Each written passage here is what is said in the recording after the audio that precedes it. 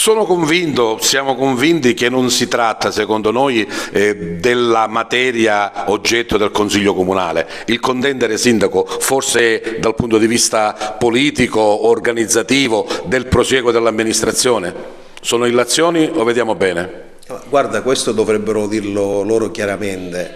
I segnali, i messaggi che arrivano sono preoccupanti e sono di totale irresponsabilità nei confronti della città da parte di questo Consiglio, della maggior parte di questo Consiglio Comunale, però dovrebbero avere il coraggio di dirlo chiaro, dovrebbero avere il coraggio di dire chiaramente che vengono utilizzati gli interessi della città, viene colpita la città per cercare di, tra virgolette, ricattare il sindaco o costringerlo a fare qualcosa che loro vorrebbero. Io vorrei ricordare a tutti che sono stato eletto con un mandato chiaro. Quando mi sono presentati i cittadini ho detto chiaramente che avremmo smesso e chiuso con tutto quello che era la cattiva abitudine, la mala politica.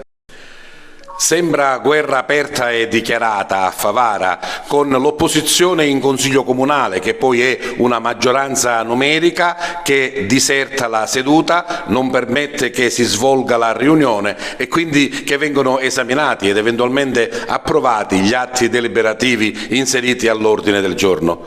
Sindaco, che cosa succede?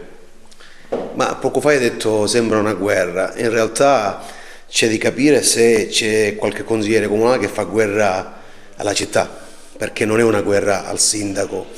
Vedete, io sono d'accordo che sulle scelte, diciamo, che possono dividere ci possa essere un comportamento del consiglio comunale diverso, possa votare sì, no, contro, ma fare in modo che non vengano portati avanti o approvati atti che vanno nell'interesse della collettività mi sembra qualcosa che è inqualificabile, non si può assolutamente qualificare. Stasera noi avevamo in Consiglio Comunale, come ieri sera, qualcosa come più di 11 milioni di euro di finanziamenti che faticosamente questa amministrazione ha portato avanti.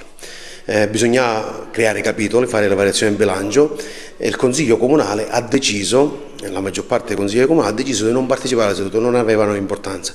Cioè Favara non ha bisogno della scuola Mendola, Favara non ha bisogno di 60.000 euro di finanziamento per servizi al cittadino, Favara non ha bisogno di creare comunità energetiche.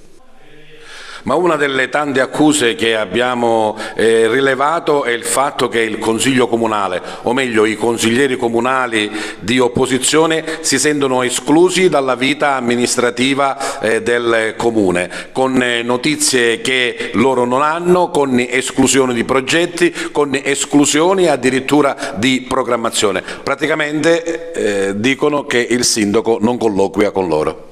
Anche questa è una leggenda metropolitana, loro cercano di far passare il messaggio che il sindaco non coinvolge, non è così. Su tutto quello che è di competenza del Consiglio Comunale il sindaco ha sempre avuto la massima collaborazione.